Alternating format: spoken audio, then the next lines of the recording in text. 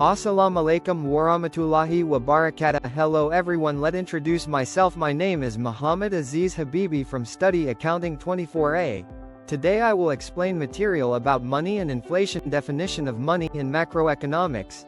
Money is one of the most fundamental elements.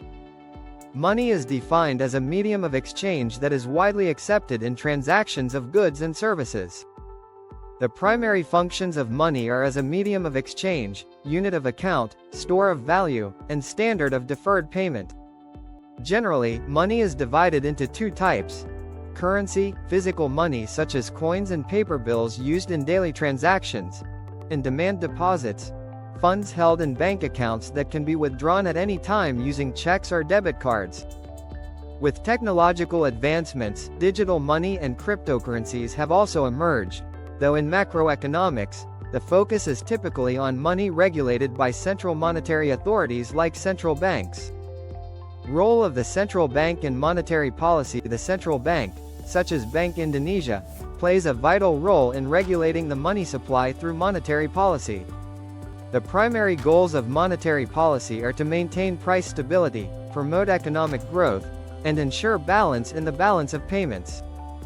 Key instruments of monetary policy include open market operations, buying and selling government securities, setting benchmark interest rates, such as the central bank policy rate, reserve requirement ratio, minimum reserves banks must hold.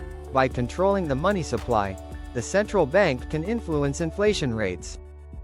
Definition of inflation. Inflation is the general and continuous increase in the prices of goods and services over a certain period. Inflation reduces the purchasing power of money, meaning that with the same amount of money, people can buy fewer goods and services.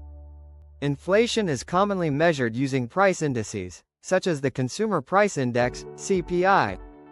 When the CPI increases, inflation occurs. When it decreases, deflation happens. Types of inflation. 1. Mild inflation, under 10% per year, considered normal. 2. Moderate inflation, between 10% and 30% per year. 3. High inflation, between 30% 100% per year. 4. Hyperinflation, over 100% per year, severely damaging to the economy. Based on its causes, inflation can be categorized into demand pull inflation, occurs when the demand for goods and services exceeds supply. Cost push inflation, caused by rising production costs, such as wages or raw materials. Structural inflation, arises from structural imbalances in the economy, such as inefficient distribution systems. Impacts of inflation. Inflation has wide-ranging effects on the economy. Reduces purchasing power, especially for people with fixed incomes. Creates business uncertainty, as production costs become harder to predict. Worsens income inequality, since certain groups, e.g., asset owners, may benefit more. Drives up interest rates, potentially slowing investment and economic growth.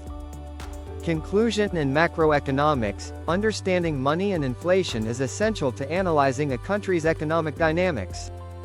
The value of money must be preserved to avoid harmful inflation. Therefore, the role of the central bank in maintaining monetary stability is crucial to supporting sustainable economic growth. That is the explanation of national income. If there are errors in pronunciation and actions, please forgive. That is all, and thank you. Wassalamu'alaikum warahmatullahi wabarakatuh.